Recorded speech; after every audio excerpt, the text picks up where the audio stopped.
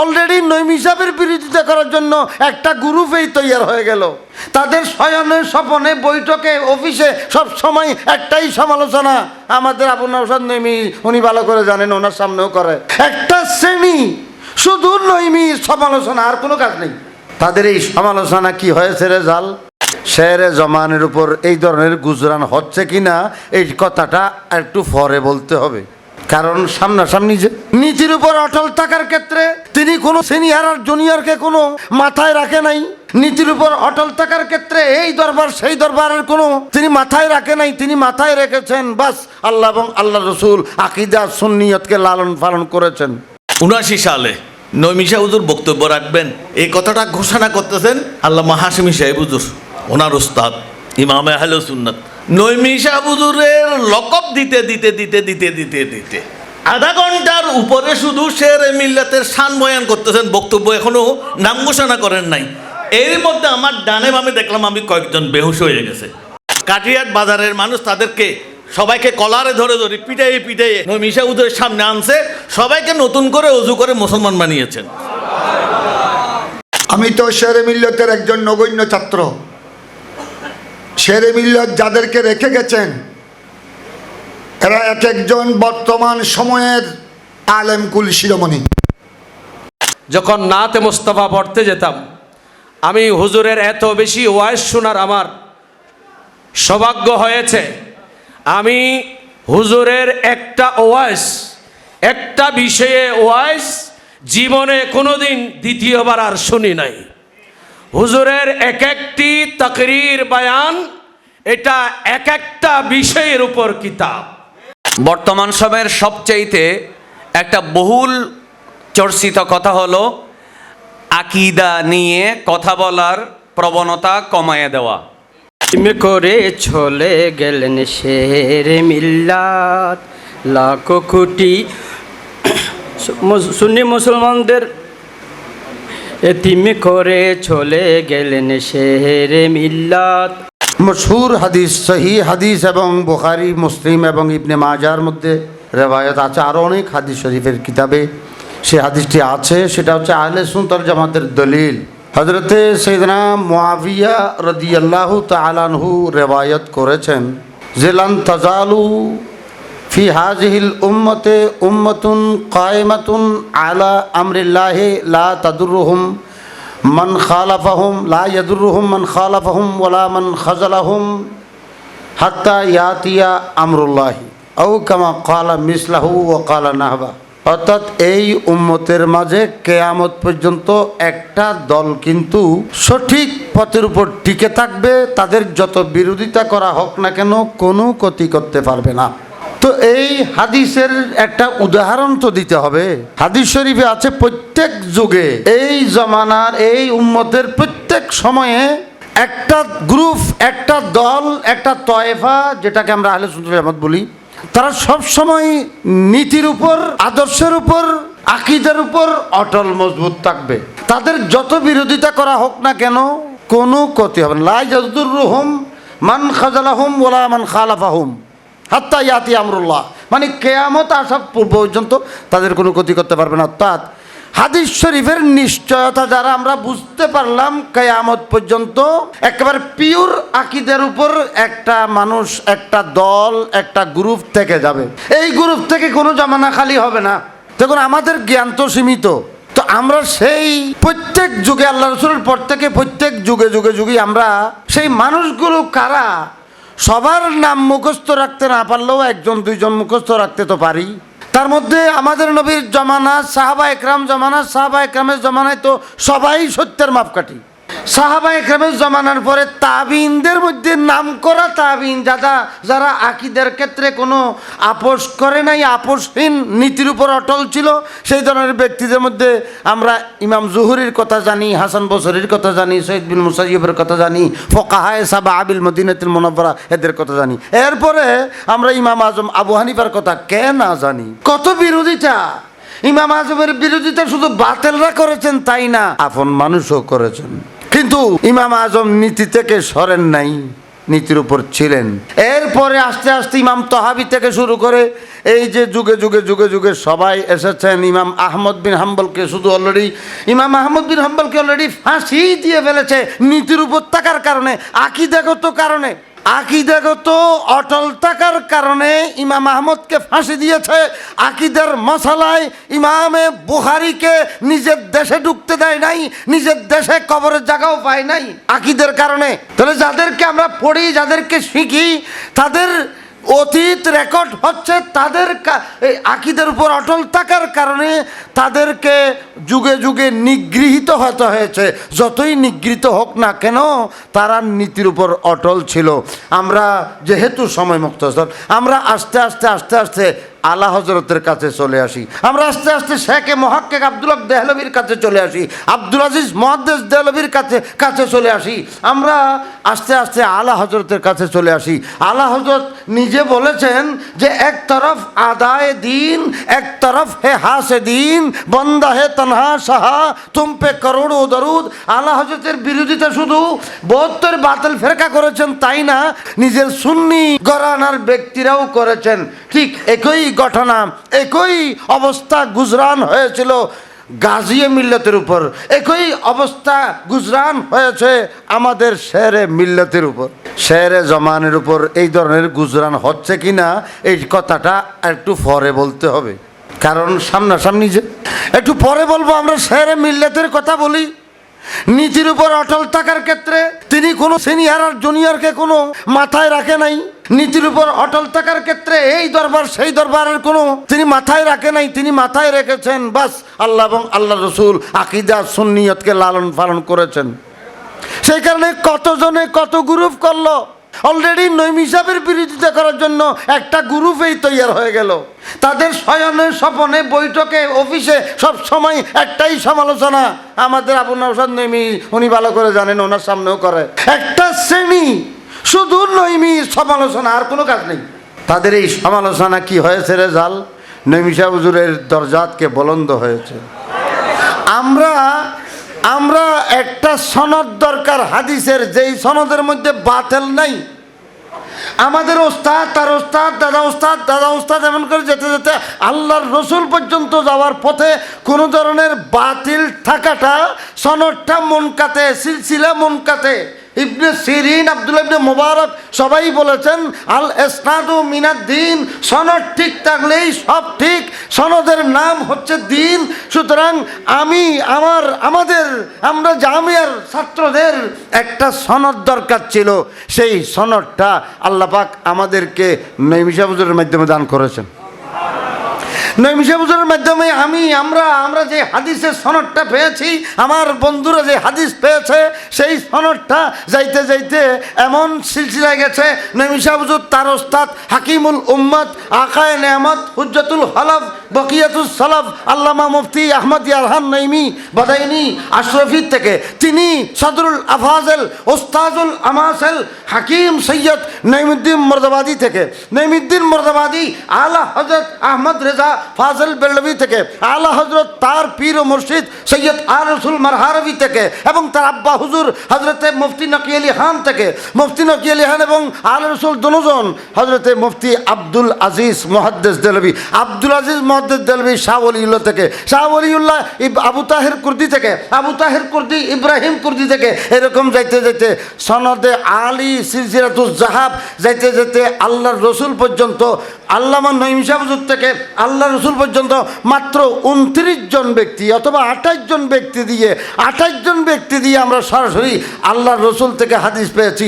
আমি সেই সনদের উপর গর্ব করি। আমি সেই সনদ কোনোখানে বুখারী পড়ার সময়, হাদিস পড়ার সময় সেই সনদ ব্যবহার করি। কারণ আল্লামা নঈমী সাহেব 30 পারা বুখারীর মধ্যে, শেরে মিল্লাত নঈমী সাহেব 30 পারা বুখারীর মধ্যে অন্তত 15-16 পারা ডাইরেক্ট আমাদেরকে পড়িয়েছেন। শুধু ক্লাসে পড়িয়েছেন তাই না, সকালে পড়িয়েছেন, রাত্রিতে পড়িয়েছেন, মাহফিল করার যাওয়ার আগে পড়িয়েছেন। খুব ভোরে ভোরে 8টায় ক্লাস শুরু হবে, 7টায় পড়িয়েছেন। আমার বন্ধু বান্ধবের এখানে অনেক আছে, ওনারা সাক্ষী দেবেন। নঈমী সাহেব হুজুর এরকম একেবারে গোটা রাত নির্ঘুম থাকার পরেও হাদিস পড়াইতে পারতেন। কোনো দিন ক্লাসের মধ্যে বা মাদ্রাসায় এসে তিনি জীবনী দিয়েছেন বা ঘুমের বাপ ছিল এরকম কোনো কেউ দেখে নাই, দেখাতে পারবে না, খোদার কসম করে বলতেছি। সে যাই হোক, হযরতে মুফতি আহমদ মুফতি শের মিল্লাত আল্লামা নঈম শাহ হুজুর তিনি সেই মহান হাস্তি যিনি সুবহানিয়া মাদ্রাসার মধ্যে ডাইরেক্ট রাইটের 10টা থেকে ফজরের আজান পর্যন্ত তকরির করেছেন। আমি সবাইকে জিজ্ঞেস করতে চাই, আরেকজন ব্যক্তি দেখান যিনি রাতের 10টা থেকে ফজর পর্যন্ত ওয়াজ করে। যে ইনি এমন একজন ওয়াইজ, ইনি এমন একজন মুদাল্লাল তকরির করনেওয়ালা, যার তকরির আমার হুজুর কেবলা অক্ষরে অক্ষরে আগা করা শুনতেন, যার তকরির আল্লামা হাশিমি সাহেব কেবলা শুনতেন, যার তকরির আমাদের আলামিন বাড়ির প্রতিষ্ঠাতা বাণী ও মাবানী সৈয়দ আব্দুল বারী শাহজি বাবুজান কেবলা শুনতেন, যাকে তকরির করার জন্য সিনিয়ররা নিয়ে যেতেন। আল্লাহ পাক এই ধরনের ওস্তাদের আমরা ছাত্র হতে পেরে এটাই আমাদের জন্য গর্বের বিষয় এবং এটাই আমাদের জন্য নাজাতের উসিলা।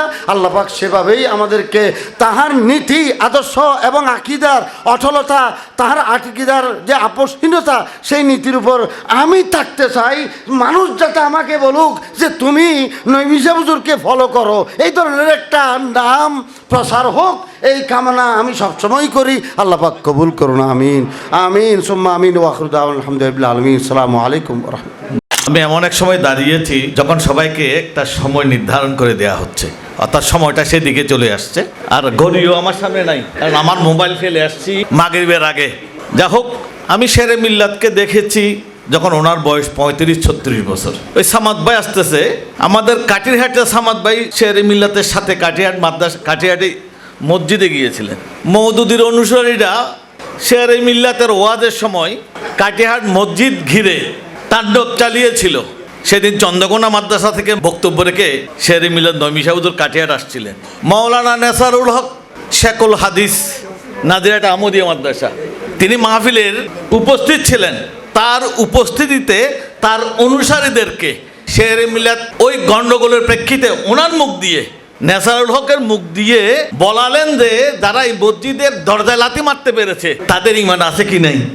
তখন নেসারুল হক সাহেবের মুখ দিয়ে বেরিয়ে গেছে তাদের ইমান নাই। তখন কাটিরহাট বাজারের মানুষ তাদেরকে সবাইকে কলারে ধরে ধরে পিটাইয়ে পিটাইয়ে নঈম শাহ হুজুরের সামনে আনছে, সবাইকে নতুন করে ওযু করে মুসলমান বানিয়েছেন। এটা 77-78 সালের কথা। হ্যাঁ, 76 সালে সামাদ ভাই সাথে ছিলেন, চন্দ্রকোনা মাদ্রাসা থেকে আসছে। 79 সালে আমি এই ময়দানে, এই হামজাবাগ স্কুলের ময়দানে, তখন নঈম শাহ হুজুরের বয়স 40 হয় নাই, অথচ ওই মঞ্চে আবিদ শাহ হুজুর যার বয়স 100 পার হয়ে গেছে, ওই মঞ্চে ছিলেন একই সাথে নুরুল হুদা আল কাদেরী দারুল হুদা দরবার শরীফের। ওই সময় ওনার ব্যাপারে বলা হচ্ছে ওনার 120 বছর হায়াত, 30টা হজ করেছেন। কিন্তু আমি দেখলাম যে মাত্র 37-38 বছরের শেরে মিল্লাত নঈম শাহ হুজুর মঞ্চে আসার পর মনে হলো যে যাদের নাতির বয়সের সমান নঈম শাহ হুজুর, তাদের সামনে অন্যদের অবস্থা অনেক স্থিমিত হয়ে গিয়েছিল। আমরাও কিন্তু হামদারবাগ স্কুলে আসছি যে তখন শহরে থাকতাম না, গ্রাম থেকে আসছি, শুধু নঈম শাহ হুজুরের কারণে।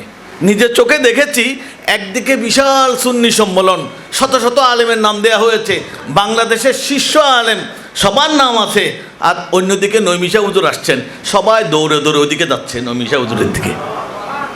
লালদিঘির মাঠে দেখলাম 79 সালে নঈম শাহ হুজুর বক্তব্য রাখবেন, এই কথাটা ঘোষণা করতেছেন আল্লামা হাশিমি সাহেব হুজুর, ওনার উস্তাদ ইমামে আহলে সুন্নাত। নঈম শাহ হুজুরের লকব দিতে দিতে দিতে দিতে দিতে দিতে আধা ঘন্টার উপরে শুধু শেরে মিল্লাতের শান বয়ান করতেছেন, বক্তব্য এখনো নাম ঘোষণা করেন নাই। এর মধ্যে আমার ডানে বামে দেখলাম আমি কয়েকজন বেহুশ হয়ে গেছে। শেরে মিল্লাত আমি মনে করি আজ থেকে, যাদের জন্ম হয়তো 2000 সালে হয়েছে, আজ থেকে 20 বছর পর 30 বছর পর তারা আফসোস করবে আমরা আরও আগে আসতাম, শেরে মিল্লাতকে দেখতাম। ওয়াজের ময়দানে বড় ধরনের সংস্কারের প্রয়োজন হয়ে গেছে, কারণ ওয়াজের শ্রোতাই সবচেয়ে বেশি খারাপ হয়ে গেছে। শ্রোতা খারাপ না হলে আমরা এইভাবে, যাদের ওয়াজের ময়দানে থাকবার কথা না, তারাই ওয়াজের ময়দানে এখন নেতৃত্ব দিচ্ছে, যে কারণে আকীদা আর নাই। এখন জনপ্রিয় বক্তা, জনপ্রিয় হওয়াটাই আসল ব্যাপার হয়ে গেছে। ভাইরাল হওয়ার নেশা আমাদের বড় বড় ছোট ছোট শাইখদেরকে পেয়ে বসেছে। আমি আফসোস করি, বর্তমানে কম্প্রোমাইজের যুগ, যখন যেমন তখন তেমন হবার যুগ হয়ে গেছে। নাম সুন্নি সম্মেলন যখন সুন্নির এক সময় সিরাতুন নবী করত, মুসলিম হলে সিরাতুন নবী করা হয়েছে, সেরকম লিফলেটও আছে, মুফতি আহমদ এর খান নঈমী শের বাংলা হুজুররা। কিন্তু মাহফিল ছিল সিরাতুন নবী, বয়ান হতো আকিদার। এখন মাহফিল ঈদে মিলাদুন নবী এবং মাহফিলের নাম সুন্নি সম্মেলন, সেখানে আকিদার বয়ান নাই। তার মানে এখন নামে কিছু আসে যায় না, নামে সুন্নি এমনি শিয়া মতবাদ প্রচার হচ্ছে। আমরা সেই যুগে এসে পৌঁছেছি, সেরে মিললে তো আর আসবে না। পরবর্তী যুগটা কেমনে চলবে সেটা নিয়ে ভাববার সময় আসছে। আপনারা জানেন উনি এক ঘরে হয়ে গিয়েছিলেন। আমার মনে হয়েছিল মাঝখানে ওনাকে খুব করুণ লেগেছিল, কারণ কোথাকার এক কাদেরই হঠাৎ করে আমাদের সবার একদম প্রিয় চোখের মনে হয়ে গেছেন। আর শেরে মিল্লাত নঈমী সাহেব হুজুর এককভাবে তাদের সবার বিরুদ্ধে দাঁড়িয়ে গেলেন। যদি উনি না দাঁড়াতেন আজকে আমরাও সবাই একই স্লোগানে আমরা সবাই মশগুল হয়ে যেতাম। তাই যুগে যুগে তাদের মতো লোক না আসা মানি এটা ভাগ্য খারাপ হওয়া।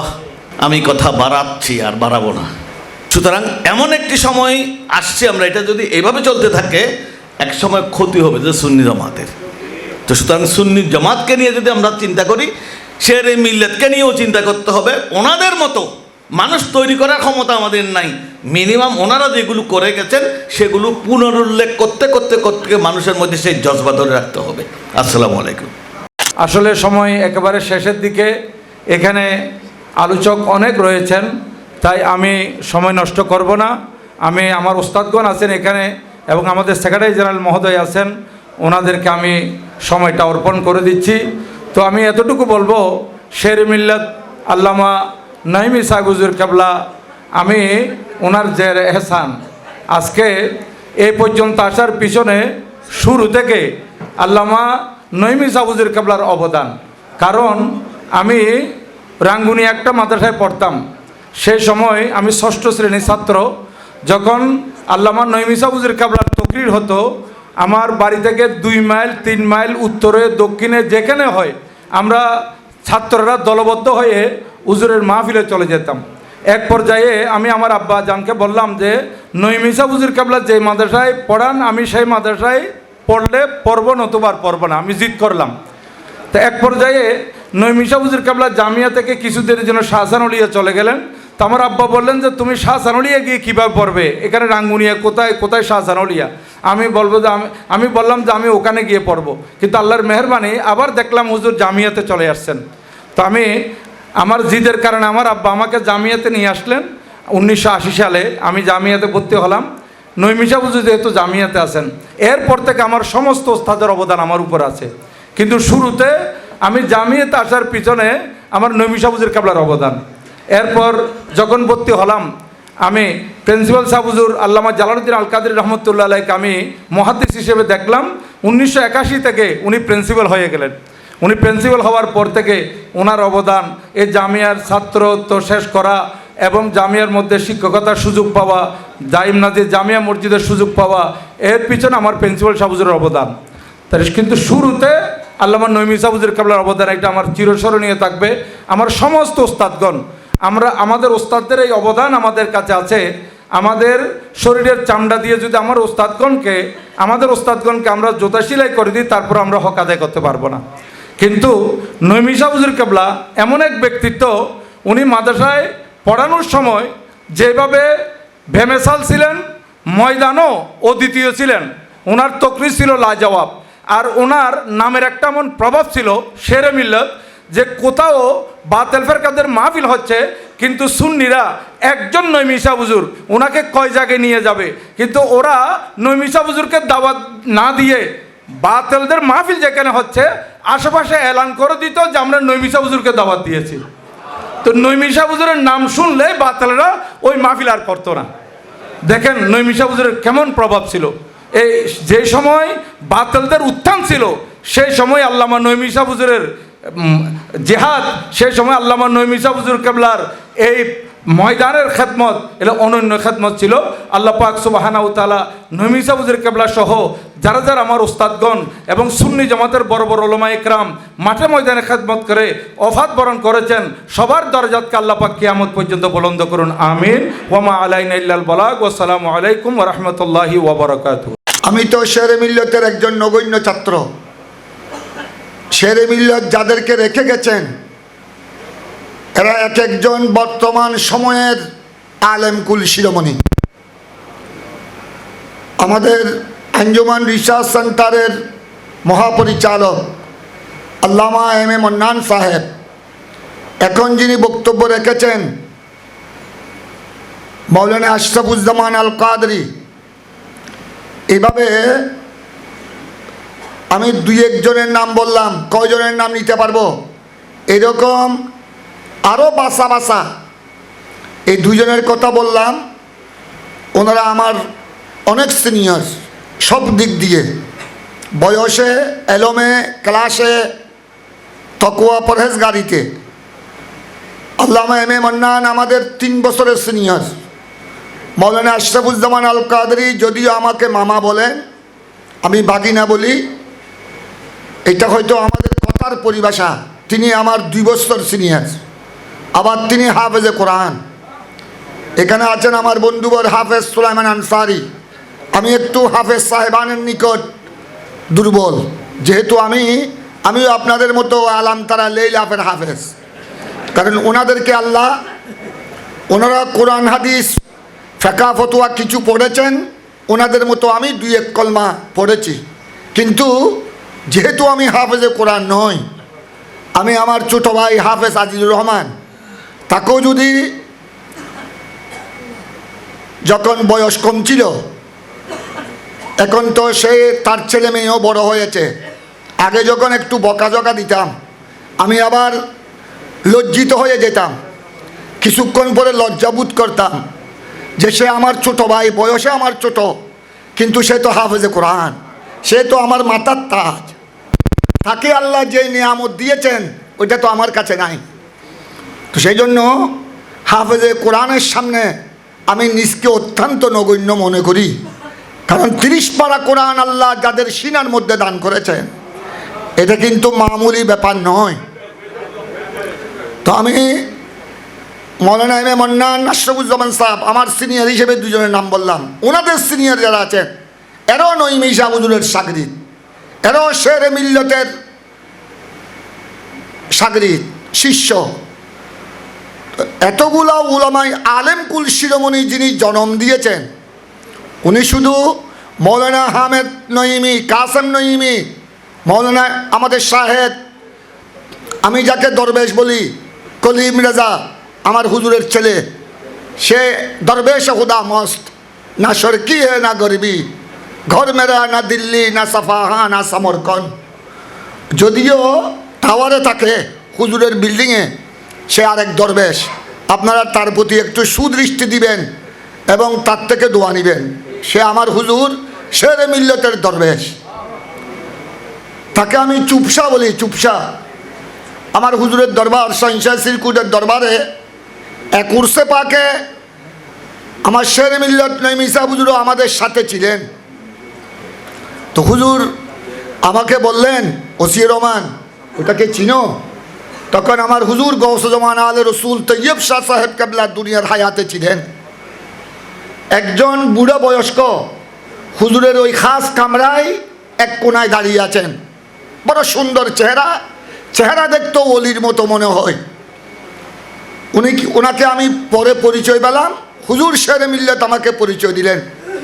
শ্রীকুট দরবার শরীফের কথা বলছি। ওসি রহমান ওনাকে চিনো? হয়তো উনি চুপসা। হুজুর তো একটু মজাক করতেন, আপনারা জানেন। ওনার আসল নাম হলো উসমান, হাজি উসমান রাওয়ালপিন্ডির। উনি ছিলেন আল্লামা গৌসুজ্জামান তৈয়ব শাহ সাহেব কেবলার একনিষ্ঠ মুরিদ, মুরিদে বাসফা। শুধু মুরিদ নয়, আল্লামা তৈয়ব শাহ সাহেব কেবলার মুরিদের মধ্যে যারা ওলি ছিলেন তাদের মধ্যে উনি একজন। ওনাকে আমি যতবার দেখেছি শ্রীকুট দরবার শরীফে, উনি শুধু এভাবে বড় আদবের সাথে দাঁড়িয়ে থাকতেন এবং হুজুর গৌসুজ্জামান তৈয়ব শাহ সাহেব কেবলার নুরানি চেহারার দিকে দেখে থাকতেন। কোনো আওয়াজ ছিল না। তো হুজুর আমাকে বললেন, হয়তো উনি চুপসা, হয়তো উনি এমনি চুপ থাকেন, ওনাকে চিনো তুমি? হয়তো উনি তৈয়ব শাহ সাহেব কেবলার নজরে উনি বেলায়েতের মকাম অতিক্রম করেছেন।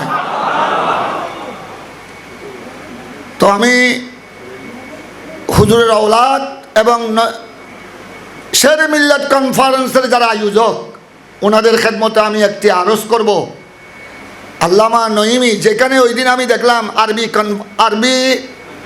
কনভেনশনের মধ্যে হজ গ্রুপের হাজিদের সম্বর্ধনার জন্য, হাজিদের দোয়ার জন্য যদি এত বড় বড় আয়োজন করা হয়, আমি কয়েকটা আয়োজনে গেলাম, আমার অনেকে এখানে ছিলেন, ওখানে আল রফরফ হজ কাফেলার ব্যবস্থাপনায়, তার আগে আরেকটিতে, যদি হাজিদের দোয়ার জন্য যদি ওনারা এত বড় বড় আয়োজন করতে পারেন, তো শেরে মিল্লত, এটা ঠিক আছে আমাদের হামজারবাগ সেন্টার হল, ওনারা আমাদের আপন মানুষ, জামিয়ার পার্শ্বেই হল, ঠিক আছে এটা, কিন্তু শেরে মিল্লতকে শুধু এই মানুষের মধ্যে তুলে ধরলে হবে না। আরে শেরে মিল্লত তো একটা জাহান, শেরে মিল্লত তো শুধু আরে কর্ণফুলী নয়, শেরে মিল্লত তো বঙ্গোপসাগর নয়, শেরে মিল্লত তো আটলান্টিক মহাসাগর। সুতরাং আমি আরজ করব বিনয়ের সাথে, উনি শুধু মৌলানা হামেদ, মৌলানা কাসেম কলিম দরবেশের পিতা নয়, তিনি তো হাজার নয়, আমার দৃষ্টিতে লক্ষ লক্ষ আলেম কুল শিরোমণিদের পিতা। মানুষে জন্ম দেয়, ব্যারিস্টার, লয়ার, মিনিস্টার, মন্ত্রী জন্ম দিয়ে যায়, আল্লামা শেরে মিল্লাত লক্ষ লক্ষ অলি দরবেশ জমানার মুহাক্কিক আলেম জন্ম দিয়ে গেছে। তো সুতরাং আমি আবেদন জানাবো, আগামীতে শেরে মিল্লাত কনফারেন্সকে আমরা আরো বড় পরিসরে দেখতে চাই। আপনারা কি রাজি আছেন? শেরে মিল্লাতকে আমরা কমপক্ষে চট্টগ্রামে যদি করা হয়, চট্টগ্রামে আমার হুজুর জালালুল মিল্লাত ওয়াদ্দিন প্রিন্সিপাল জালালউদ্দিন আল কাদরি উস্তাদগণের কদমে কোটি কোটি শ্রদ্ধা জানাই। আমি দেখতাম আমাদের আঞ্জুমানের রহমানি আহমদিয়া সুন্নিয়া ট্রাস্টের সেক্রেটারি জেনারেল, আমার পরম শ্রদ্ধেয় জনাবে আলহাজ আনোয়ার হুসাইন সাহেব, উনি আমার শেরে মিল্লতকে হাক্কু দেখতেন, হাক্কু, ওনার চাষা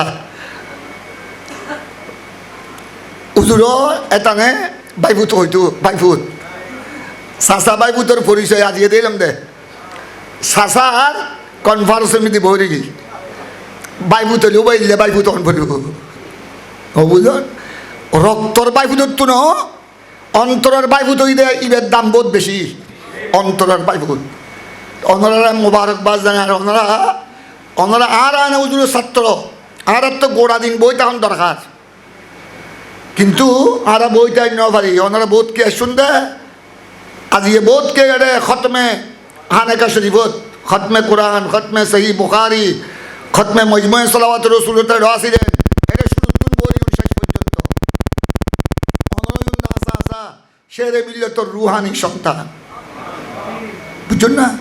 তো সুতরাং আমি আরজ করব, আরে যেই শেরে মিল্লাতের প্রোডাকশন বিভিন্ন বড় বড় মিল ফ্যাক্টরি থেকে অনেক কিছু, স্টিল মিল থেকে স্টিল বের হয়, শেরে মিল্লাত শুধু স্টিল মিল নয়, জুট মিল নয়, শেরে মিল্লাত তো হাজার হাজার লক্ষ লক্ষ আলেমের জনক। সুতরাং আমি আরজ করব শেরে মিল্লাত কনফারেন্সের আয়োজকদের প্রতি, ওনাদের প্রতি আমি গভীর শ্রদ্ধা করি, শ্রদ্ধার সাথে স্মরণ করছি। ওনারা আমাদেরকে সুন্দর শেরে মিল্লাত কনফারেন্স উপহার দিচ্ছেন 6 বছর ধরে। আগামীতে আমি আরও বড় পরিসরে, আরও ব্যাপক পরিসরে আমি এই শেরে মিল্লাত কনফারেন্স যেন আমরা জাতির সামনে উপস্থাপন করতে পারি, এই নিবেদনটুকু রাখছি। এলমের এই লুবি, এলমের জন্য এই পাগল, আমি দেখলাম আল্লামা নঈমি সাহেব হুজুর, উনি মজাক করতেন, সেখানেও এলম, উনি মজাক করতেন, মজাকের শব্দ দিয়ে এলম বের হতো, উনি হাসতেন, সেখানেও এলম, বসতেন, সেখানেও এলম, চা নাস্তা করতেন, সেখানেও এলম। তাই আমি তোমাদেরকে বলবো, আমাদের ছাত্রদেরকে এলমের জন্য পাগল হয়ে যা, সত্যিকার এলমের জন্য যদি পাগল হয়ে যাও, এলমের পাগল হতে হতে একদিন তুমি আল্লাহ রসুলের পাগল হয়ে যাবে। এই কথা বলে আমি আরেকজন বললাম, দুনিয়ার লুবি সে আসুদা হবে না, লা ইয়াশবাহান, আরেকজন দুনিয়ার লুবি। ওদিন একজনকে জিজ্ঞাসা করলাম, 1000 কোটি টাকার মালিক, আমাদের পরিচয়, নাম বললে আপনারাও চিনবেন, 1000 কোটি টাকার মালিক, তারপরেও সে আরো 1000 কোটি টাকার মালিক কেমনে হবে? রাত দিন শুধু এই অবস্থা। আমি বললাম ভাইজান আপনার ছেলে মেয়ে কয়জন? কত বড্ডা ফুয়াও নাই মাইও নাই, কত শুধু আমার বোন আছে। মনে মনে করে আর বোন না তা কিং করে দে তুই এই দুনিয়ার ওই তালেবুদ দুনিয়া, তার আসুদা হবে না, সে আসুদা হবে না। দুনিয়ার লোভ যার কাছে ঢুকেছে সে আসুদা হবে না। যতক্ষণ রু আছে ছেলেও নাই মেয়ে নাই, এখানে খানা হাইবু দেয় 1000 কোটি এমন হাইবু ওখানে, তারপর সে শুধু দুনিয়া দুনিয়া দুনিয়া দুনিয়া। তোমরা দুনিয়ার লুবি হবে না, এলমের লুবি হয়ে যাও, এলমের পাগল হয়ে যাও, এলমে এলমে দিনের পাগল হয়ে যাও। কেবে আলম খোদারা নশনাখত, এলমে দিন ছাড়া, সত্যিকার এলমে দিন ছাড়া তুমি আল্লাহকে চিনবে না, আমার রসুল পর্যন্ত পৌঁছতে পারবে না, সত্যিকার আউলিয়ায়ে কেরাম পর্যন্ত পৌঁছতে পারবে না। সবাইকে ধন্যবাদ, আয়োজকদেরকে ধন্যবাদ। আপনারা বৃষ্টির মৌসুমে এসেছেন, শেরে মিল্লাত কনফারেন্সকে আলোকিত করেছেন। সবাইকে ধন্যবাদ জানিয়ে আমার কথা শেষ করছি। আসসালামু আলাইকুম ওয়া রাহমাতুল্লাহি ওয়া বারাকাতুহু। কোরআনে পাকের ভেতর আল্লাহ পাক আজ্জা ওয়া জাল আলেমদের পজিশনকে সুউচ্চ করেছেন। যারা কোরআনে পাক এবং আমার রসুলের সুন্নাহ হাদিস ফিকহ ফতোয়ার দরস দিয়ে থাকেন, শেরে মিল্লাত মুফতি আজম আমার হুজুর, আমাদের ওস্তাদ, ইনি এমন একজন আলেম ছিলেন, ইনি আমাদের সুন্নিয়তের আহলে সুন্নাহ ওয়াল জামাতের আমাদের চেয়ারম্যান ছিলেন জাতীয় পর্যায়ে। ওনার দরস তদরিসে আমরা দেখেছি হুজুর কোনোদিন আমাদের ক্লাসে এসে জীবনে কোনোদিন হাসাহাসি করে সময় কোনোদিন নষ্ট করতে আমরা দেখি নাই। এবং মাঠে ময়দানে আমার পূর্বের বক্তা হানিফ ভাই বলেছেন হুজুর কেন কিতাব লেখেননি। আমি ছাত্র জীবন থেকে যে কোনো সুন্নি সম্মেলনে যখন নাতে মুস্তাফা পড়তে যেতাম, আমি হুজুরের এত বেশি ওয়াইজ শোনার আমার সৌভাগ্য হয়েছে। আমি হুজুরের একটা ওয়াইজ, একটা বিষয়ে ওয়াইজ জীবনে কোনোদিন দ্বিতীয়বার আর শুনি নাই। হুজুরের এক একটি তাকরীর বয়ান, এটা এক একটা বিষয়ের উপর কিতাব। এখন যদি আপনারা নেটের মধ্যে হয়তো সামান্য কিছু শেরে মিল্লাত হুজুরের ওয়াইস আমরা দেখতে পাচ্ছি, আপনারা দেখতে পাচ্ছেন একটি তকরীর অপর তকরীরের সাথে কোনো মিল নাই। ইমামে শেরে বাংলা রহমতুল্লাহ আলাইহি ওনার সাথে হুজুর যখন ছিলেন, হুজুর একদিন বলেছেন, হে শুনো তোমরা, ইমামে শেরে বাংলার সাথে হযরতে হিজর আলাইহিস সালামের সাথে সাক্ষাৎ হয়েছে। আমি শেরে মিল্লাত চিনি নাই। হুজুরকে জিজ্ঞেস করেছিলাম, ইমামে শেরে বাংলা রহমতুল্লাহ আলাইহিকে জিজ্ঞেস করেছিলাম, হুজুর আপনি দীর্ঘক্ষণ 15 নম্বর ঘাটে অপেক্ষা করছেন সাম্পানের জন্য, আপনি অন্য কেহ নয়, হঠাৎ করে একজন এসে আপনাকে পার করাই দিল। হুজুর হঠাৎ এই সাম্পানওয়ালা কোত্থেকে আসছে? তখন ইমামে শেরে বাংলা শেরে মিল্লাত হুজুরকে বলেছেন, হে ওবায়দুল হক শুনো, এটা দুনিয়ার কোনো সাম্পানওয়ালা নয়, আমি শেরে বাংলাকে আমাকে পার করানোর জন্য হযরতে ওয়াইস খিজির, যার নাম আমরা দুনিয়ার মানুষ যাকে অধিকাংশ মুফাসসিরিন ইকরাম যাকে আল্লাহর ওলি বলেছেন এবং বাজ উলামায়ে ইকরাম যাকে নবী বলেছেন, হযরতে হিজর আলাইহিস সালাম আমি শেরে বাংলাকে সাম্পানে করে পারিয়ে দিয়েছেন। আমি শেরে মিল্লাত হযরতে হিজর আলাইহিস সালামের সাথে সাক্ষাৎ পেয়েছি। উনি এমন হাস্তি, হুজুর যে বিষয়ের উপর তাকরীর করেছে, বাতিলদের দাঁত ভাঙা জবাব দিয়েছে।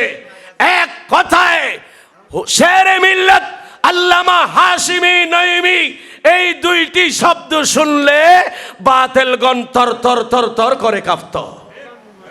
এখন আমরা আমাদের আহলে সুন্নাত ওয়াল জামাতের মাঠে ময়দানে দেখতেছি কিছু কিছু আমাদের ভাইয়েরা এখন সোলে কুল্লি, এখন সুন্নিদের সাথে গেলে সুন্নি, বাতিলদের সাথে গেলে ভেতরে তলে তলে তলে তলে বাতিল।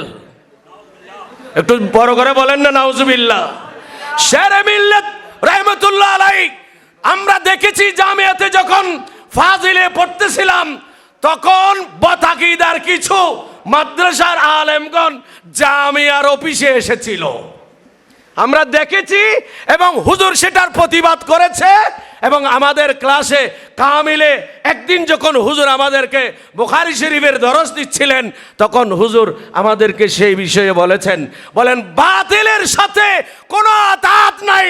ইমামে শেরে বাংলা যেমনি ভাবে, আলা হযরত যেমনি ভাবে বাতিলের সাথে আপোষ করে নাই, শেরে মিল্লাত মুফতি আজম হুজুর আল্লামা উবাইদুল হক নাইমি রহমতুল্লাহ আলাইহি ইনিও কোনোদিন কোনো বাতিলের সাথে আপোষ করেন নাই। সুতরাং অনেককে আমরা দেখেছি এবং দেখতেছি ভেতরে ভেতরে টাকার বান্ডিল পেলে, ভেতরে ভেতরে টাকার বান্ডিল পেলে আর আকীদার কথা বলে না।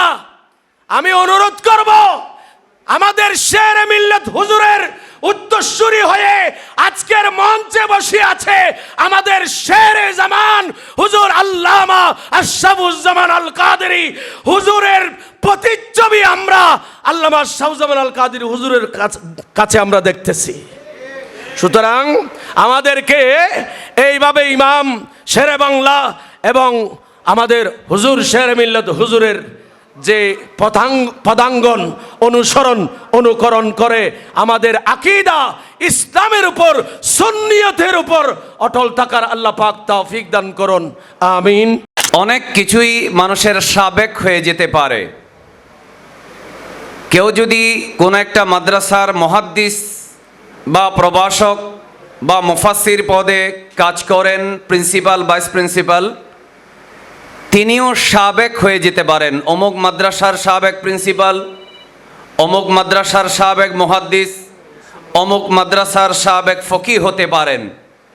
কিন্তু একটা চমৎকার বিষয় হলো কেউ কখনো কোনো উস্তাদের সাবেক ছাত্র হয় না।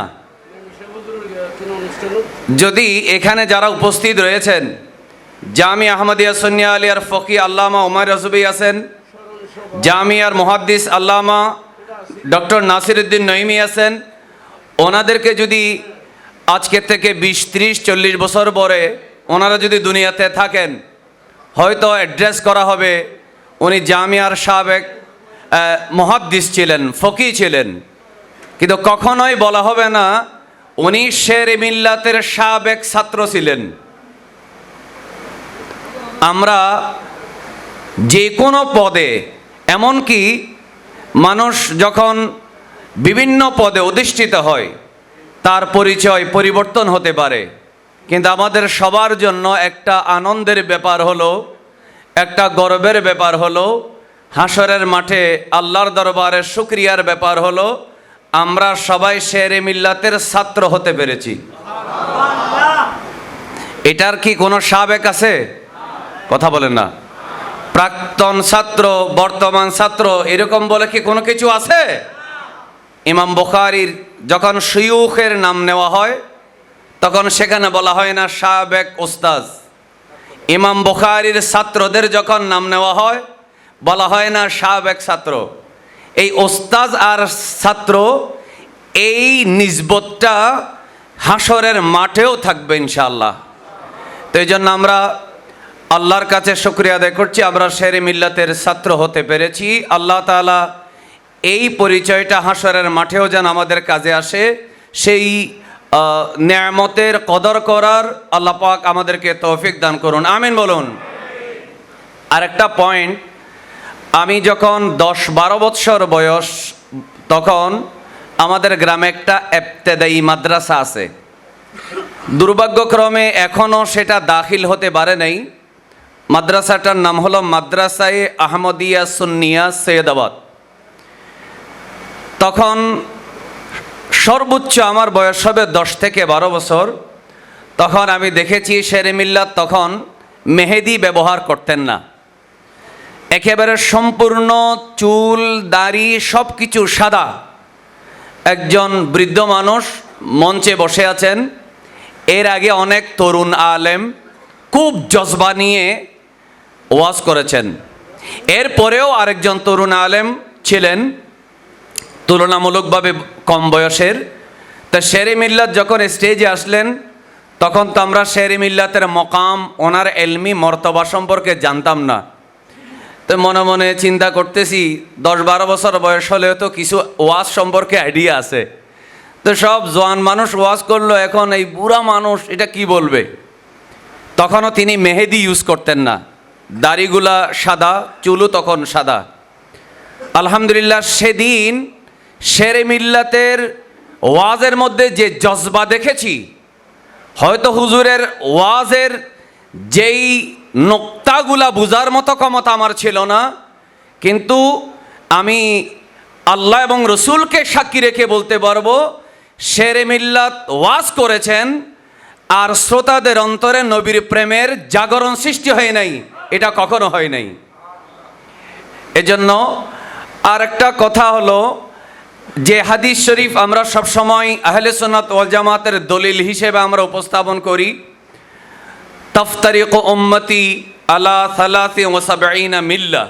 রাসূল করিম সাল্লাল্লাহু আলাইহি ওয়াসাল্লাম বলেছেন, আমার উম্মত 73 দলে বিভক্ত হবে। কুল্লুহুম ফিন্নার, সবাই জাহান্নামে যাবে, ইল্লা মিল্লাতান ওয়াহিদা, একটা মিল্লাত জান্নাতে যাবে।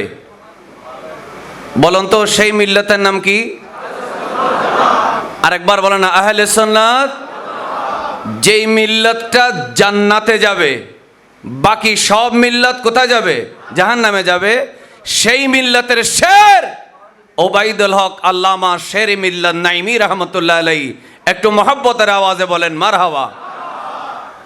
আর আমাদের একটা আজকের অনুষ্ঠানে যেহেতু ওলামায়ে কেরাম আছেন, প্রত্যেকে আলাদা আলাদা বিষয় নিয়ে কথা বলবেন। বর্তমান সময়ের সবচাইতে একটা বহুল চর্চিত কথা হলো আকীদা নিয়ে কথা বলার প্রবণতা কমায় দেওয়া। অথচ অনেক দেখবেন বাতিল ফেরকার মাহফিলে তাদের মঞ্চে কান পাতলে দেখবেন তাদের প্রত্যেকটা বক্তার আলোচনার ভিতরে আকীদার বিষয় আছে না নাই? কথা বলেন না। বাতিল ফেরকার লোকেরা নবী করিম সাল্লাল্লাহু আলাইহি ওয়াসাল্লামের মা বাবাকে জাহান্নামী বলা বন্ধ করে নাই, নবী করিম সাল্লাল্লাহু আলাইহি ওয়াসাল্লামের সাথে বেয়াদবি করা বন্ধ করে নাই। আর আমরা নাকি আকীদার কথা বলতে পারবো না। একটু সবাই নাউজুবিল্লাহ জোরে বলেন। এই জন্য আমি বলবো অবশ্যই আমাদেরকে শেরে মিল্লাত রহমতুল্লাহ আলাইহির আদর্শ যদি আমরা অনুসরণ করি, এমন কোনো মঞ্চ, এমন কোনো আলোচনা হবে না, অবশ্যই আমাদেরকে আকীদার প্রসঙ্গ আনতেই হবে। কারণ আপনি দেখবেন অনেক সময় অনেকে জিজ্ঞেস করে, আপনারা এত আকীদার আলোচনা করেন কেন? কবরের মধ্যে কি আকীদা সম্পর্কে জিজ্ঞেস করবে কিনা? খুবই হাস্যকর ব্যাপার। কবরে প্রশ্ন করবে কয়টা? কোন হাদিসে আছে 3টা, কোন হাদিসে আছে কয়টা? একটা। যদি 3টা বলি মান রাব্বুকা, এটাও তো কোনো আমলের প্রশ্ন নয়, এটাও তো আকীদার প্রশ্ন। যদি বলেন মা দীনুকা, এটাও তো আমলের প্রশ্ন নয়, দীনি আল ইসলাম, এটাও তো আকীদার প্রশ্ন। যদি বলে মা কুনতা তাকুলু ফি হাক্কি হাযার রাজুল, এটাও হচ্ছে আকীদার প্রশ্ন। সুতরাং কবরের মধ্যে নামাজ, রোজা, হজ, যাকাত আমলের প্রশ্ন করা হবে না, কবরের মধ্যেও সর্বপ্রথম প্রশ্ন করা হবে আকীদার। যারা বলেন ঠিক কিনা? সুতরাং কেউ যদি বলে আকীদা করার, আকীদার বিষয়ে জোর দেওয়ার কোনো দরকার নাই, আমি বলবো হয়তো তিনি ময়দানে আকীদার বিষয়ে কথা বলার মতো প্রস্তুত নন, ওনার কাছে মাল মসল্লা দলিল নেই, অথবা তিনি সুলহে কুল্লি হয়ে যাচ্ছেন, কারো কাছে টাকা পয়সার বিনিময়ে বিক্রি হয়ে গেছেন। যারা বলেন ঠিক কিনা? টাকা পয়সার বিনিময়ে দুনিয়াবি ভোগ বিলাস বা ভাইরাল হওয়া, প্রচার হওয়া, জনপ্রিয় হওয়া, এটার বিনিময়ে বিক্রি না হওয়ার শিক্ষা আমরা পেয়েছি একজনের কাছে। ইনি হচ্ছেন শেরে মিল্লাত আল্লামা মুফতি ওবাইদুল হক নাইমি রহমতুল্লাহ আলাইহি, এবং বর্তমানে আমাদের যিনি এখনও পর্যন্ত অভিভাবক হিসেবে আছেন শেরে জামান আল্লামা হাফেজ কারি আশরাফুজ্জামান আল কাদরি মুদ্দাজিল্লাহুল আলীর কাছে আমি আপনাদের সবাইকে নিয়ে সর্বশেষ দোয়া করি, আল্লাহ উলামায়ে আহলে সুন্নতকে আকীদার বিষয়ে বলিষ্ঠ কণ্ঠে কথা বলার তৌফিক দান করুন এবং শেরে মিল্লাতের আদর্শে যারা আছেন আল্লাহ সবাইকে আহলে সুন্নাত ওয়াল জামাতের আকীদার উপরে থেকে কবরে যাওয়ার তৌফিক দান করুন আমিন ওয়া আখিরু দাওয়ানা আনিল হামদুলিল্লাহি রাব্বিল আলামিন আসসালামু আলাইকুম ওয়া রাহমাতুল্লাহি ওয়া বারাকাতুহু আলাইকুম রহমতুল্লাহি বারাকাতুহু। এখানে যারা উপস্থিত আছেন প্রত্যেকের পদযুগল, ওনাদের পদযুগলের জুতা আমার মাথার তাজ, তো কাউ অ্যাড্রেসিং করছি না। আমি শুধু এইটুকু বলবো, আমাকে কিছু ভাইয়েরা প্রশ্ন করেছেন যে শেরে মিল্লাত মুফতি উবায়দুল হক নবী রহমতুল্লাহি তাআলাহু তিনি কিতাব রচনা করেন না কেন? শেরে মিল্লাত রহমতুল্লাহি তাআলাহু কিতাব রচনা করেন না কেন? এটার একটা উত্তর হচ্ছে, যেমন সক্রেটিস কিন্তু কোনো কিতাব রচনা করেন নাই। সক্রেটিস যা বলেছেন, যা করেছেন সেটাকে কেন্দ্র করে প্লেটো বই লিখেছেন রিপাবলিক। ওনার কথা, ওনার আচরণ, ওনার বিহেভিয়ার, ওনার সব কিছু মিলে একটা বই হয়ে গেছে কি রিপাবলিক। তো আমাদের শেরে মিল্লাত রহমতুল্লাহি তাআলাহু আমাদের জন্য সক্রেটিস ছিলেন, তারপরও উনি কিতাব রচনা করেন নাই, সেটা একটা ডাহা মিথ্যা কথা। তিনি 4-5টা কিতাব রচনা করেছেন, তোর মধ্যে একটা হচ্ছে মুয়াত্তা ইমাম মালিকের উপর হুজুর একটা উর্দুতে সরা করেছেন, যেটা আমি 50 পৃষ্ঠার মতো এটা আমি পেয়েছি। তো হুজুর শেরে মিল্লাত রহমতুল্লাহি তাআলাহু ওনারা যদি কিতাব লেখার দিকে মনোযোগ দিতেন, তাহলে আজকে যে সুন্নিয়তের যে রমরম অবস্থা সেটা কিন্তু হতো না। যেমন ইমাম শেরা বাংলা রহমতুল্লাহ রায়, উনি যদি কিতাব রচনা করতেন, তাহলে মাঠে ময়দানে উনি সর্বত্র গিয়ে যে ওয়াজ মাহফিল করে যে সুন্নিয়তের একটা মানুষ কাঠামো, যে স্ট্রাকচার, যে বিশ্বাস, যে চেতনা, যে মানুষ তৈরি করেছেন সেটা কিন্তু হতো না। তারা শেরে মিল্লাত রহমতুল্লাহি তাআলাহুরা কিন্তু কিতাব রচনা করতে পারেন না কেন? কারণ তাদেরকে মাঠে ময়দানে তাদরিসের মধ্যে সময় দিতে হয়েছে। ওনারা যদি অধিক মাত্রায় কিতাব রচনা যদি মনোযোগী হতেন, যেমন হজরতে মুহাদ্দিসে আজম পাকিস্তান হজরতে সদর আমার রায়েরপুরি রহমতুল্লাহ রাদিয়াল্লাহু তাআলা ওনারাও কিন্তু কিতাব বেশি রচনা করতে পারে নাই। কারণটা কি? তারপর হজরতে শাহ আহমদ দুরানি রহমতুল্লাহি তাআলা ওনারা যদি ফিল্ডের মধ্যে সময় না দিতেন, তাহলে কিতাব রচনা ফিল্ডের মধ্যে সময় না দিলে সুন্নিয়াতের যে ব্যাপক বিস্তৃত পরিসর এটা সৃষ্টি হতো না। তো যাই হোক, আমি আমার বক্তব্য শেষ করার পূর্বে আমি কথা বলছি যে শেরে মিল্লাত রহমতুল্লাহি তাআলাহু 4-5টা কিতাব রচনা করেছেন। যেমন শাফাআত রাসূল সাল্লাল্লাহু আলাইহি ওয়াসাল্লামের উপর কিতাব রচনা করেছেন, উনিটা এক রাতের মধ্যেই রচনা করেছেন, এক রাতের মধ্যে। এই সমস্ত কিতাব ডকুমেন্টস ওরা আমি আমার শেরে মিল্লাত সাক্ষাতের মধ্যে নিয়েছি। আমি এই বলে আমার বক্তব্য শেষ করছি। আসসালামু আলাইকুম ওয়া রাহমাতুল্লাহি ওয়া বারাকাতুহু। করে চলে গেলেন শেরে মিল্লাত, লাখো কোটি সুন্নি মুসলমানদের এতিম করে চলে গেলেন শেরে মিল্লাত আয়োজিত আজকে শেরে মিল্লাত কনফারেন্স উদ্যোগে আজকের সম্মানিত সভাপতি, প্রধান অতিথি, অতিথিবৃন্দ, আসসালামু আলাইকুম। ইমাম শেরে মিল্লাত আল্লামা মুফতি উবায়দুল হক নঈমী রহমতুল্লাহ আলাইহির ৬ষ্ঠতম আজকের ওফাত দিবস স্মরণে আমার দৃষ্টিতে আমি দেখেছি উনি চন্দনাইশ 2বার গিয়েছিলেন।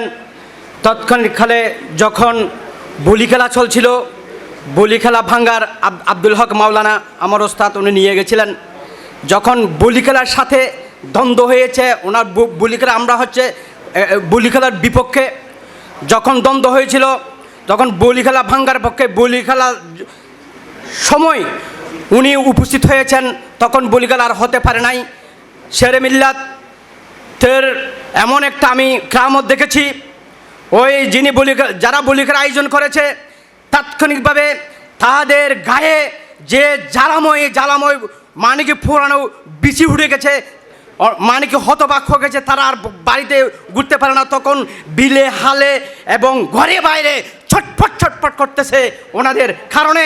আজকে আরও একটি বলতে চাই, আর এবং একটা মেম্বার শামসুল ইসলাম মেম্বার, ওনার যখন মিলাদুন্নবীতে উনি যখন বাধা আসছে তখন শেরে মিল্লাত মিলাদুন্নবী থেকে দূরে ওনাকে যখন নিয়ে গেছিল, সাথে সাথে যখন বেয়াদবি করেছিল, ওনার একটা ছেলে ওনার মারা গেছে, মারা যাওয়ার সাথে সাথে ওই বাতিল উনি আহলে সুন্নাত ওয়াল জামাতের দামান ধরেছিলেন।